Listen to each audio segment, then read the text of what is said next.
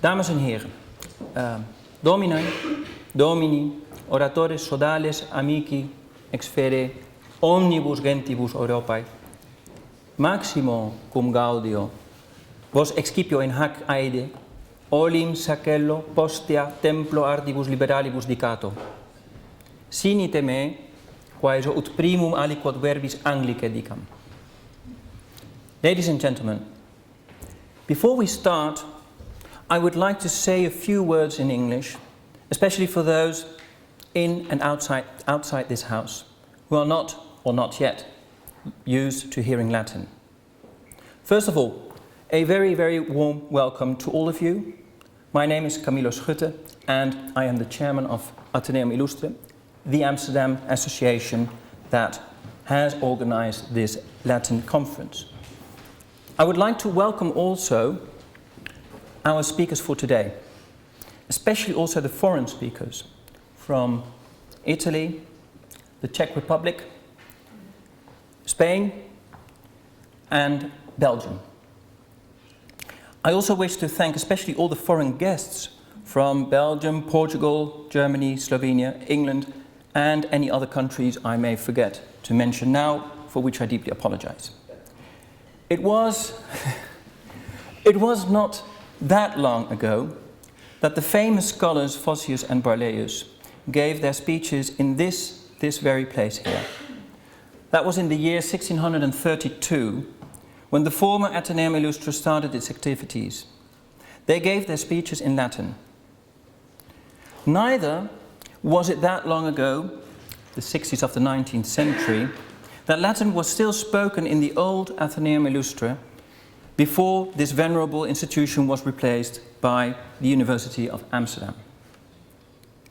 Also, throughout the 20th century, Latin was spoken and written in many places, although it was expelled as an academic language in the Netherlands and virtually every other country in the world during the 20th century. Yet, Latin, together with ancient Greek, continued being considered as a very important basis for the education of young people. Also today, Latin and Greek are taught in many, many schools throughout the world. The Netherlands is one of the best countries in the world, I dare say, when it comes to the time dedicated to the classics. Dutch pupils can learn Latin and Greek during 5 to 6 years if they wish. In fact, more than 8,000 pupils finish their secondary school education doing their final exams in one or both languages. I know virtually no country with so much devotion to classical languages, if only those hours were used more efficiently. Yet, the so-called classical education is affected by ever-returning crises. Opinion makers and politicians claim every now and then that the gymnasium as we call it here, the Latin schools, is obsolete. Most recently, Han van der Maas, psychology professor of the University of Amsterdam, claimed that it is a total waste of time and money to have the brightest minds of our country dedicating so many of their precious hours during so many of their finest years to something so useless as Latin and Greek, yielding so little. More than one parent would not send his or her children to a gymnasium if it were not because the best schools happen to be gymnasia, where the classical languages are compulsory. Indeed, Professor van der Maas, and he knows because he is in the exam commissions here in Holland, Professor van der Maas correctly reminds us the average marks of pupils when leaving school cannot, the vast majority of pupils when leaving school cannot actually read a single sentence without the use of dictionaries and commentaries and even translations.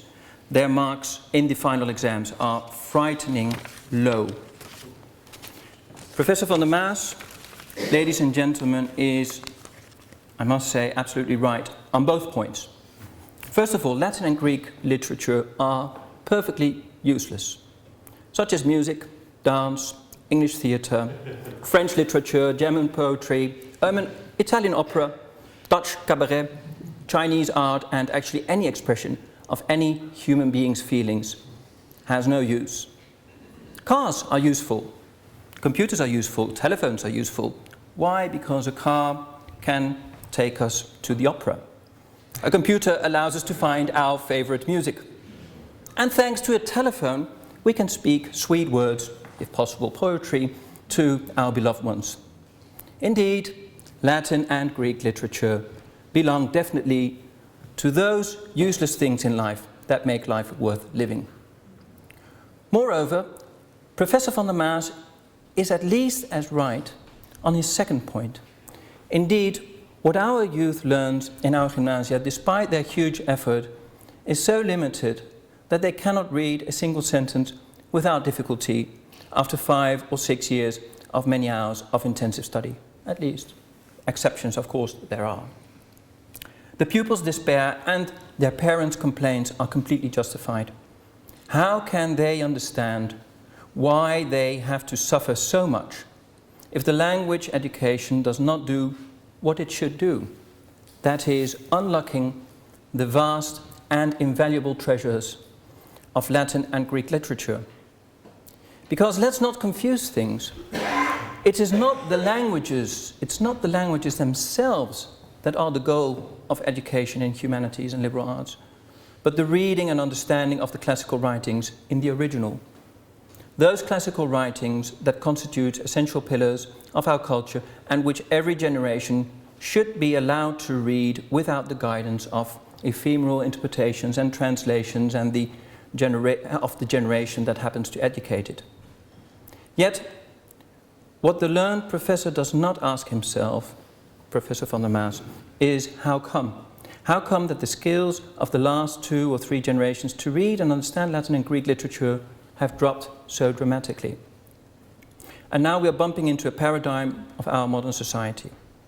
The fact is that Professor van der Maas had no reason to question himself why pupils have less and less command of ancient languages. Why not?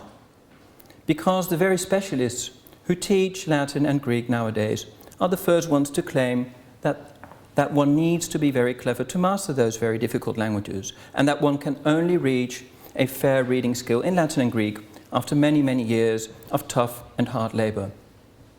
In other words, according to the specialists themselves, the languages are simply too difficult for us modern people, and they become only more and more difficult as humankind becomes more and more modern. What sort of a paradox is this? So-called modern man is capable of flying to the moon, altering his own genes, and making nuclear weapons, but he is less and less capable of learning a language that not just one generation in the past, but dozens and dozens of generations, over and over, for more than 2,000 years, could not only read, but beautifully speak and write. Without the access to all those sources we have access to today, and without disposing of the modern language, learning methods and tools we have nowadays. Could this be true? Our generation, our civilization, that boasts that humanity had never before been so far developed, that sees itself on the top of times, that is so self-confident, if not self-indulgent, when it comes to its capabilities? Yes, we can. This generation, this civilization, is not capable anymore of understanding a language that those primitive ancestors of ours have mastered and used generation after generation for so many centuries? Are we so successful that we cannot communicate with mankind of other generations? Or were those ancestors perhaps not that stupid after all? Or are we perhaps not that clever as we like to think? Asking the question is answering the question. The only reason why previous generations could obtain a good command of Latin and Greek, and we cannot, is because they were taught to use the language in school, and we are not. Not only are we not taught to use the language, we are even strongly dissuaded of doing such silly things.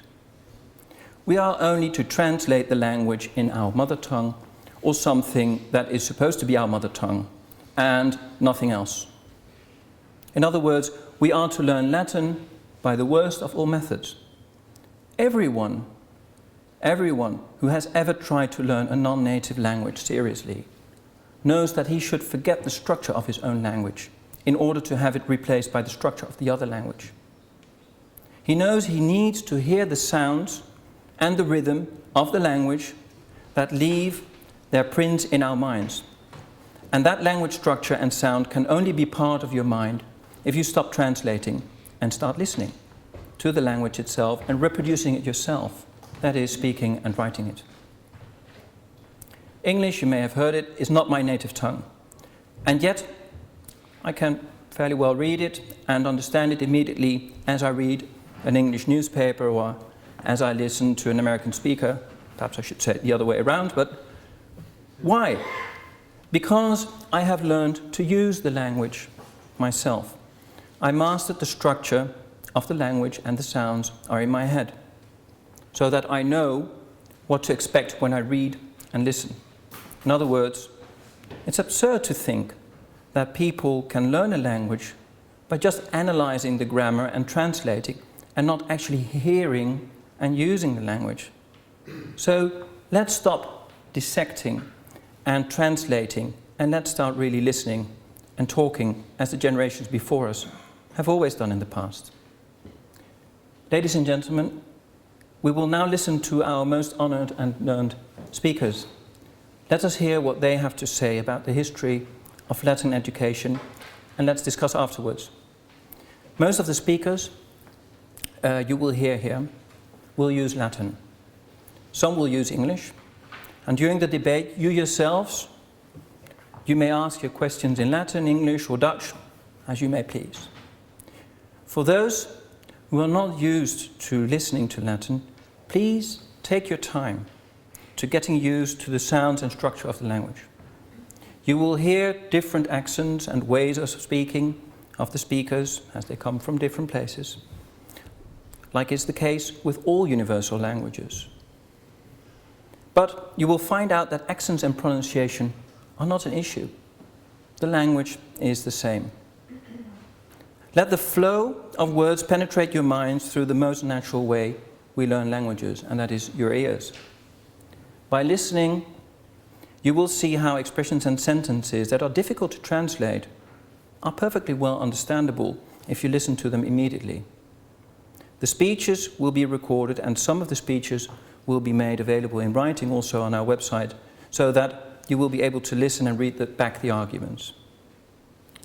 Dixi, quod Anglice dicere volvi, nunc vobis commendo huius Dei reginam Aloysiam Aguilar, quae mecum iam inda ab hoc tempore conventum quem nunc celebraturi sumus moderabitur.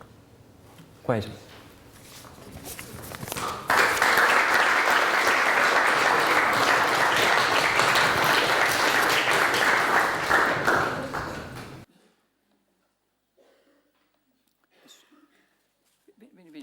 Vieni,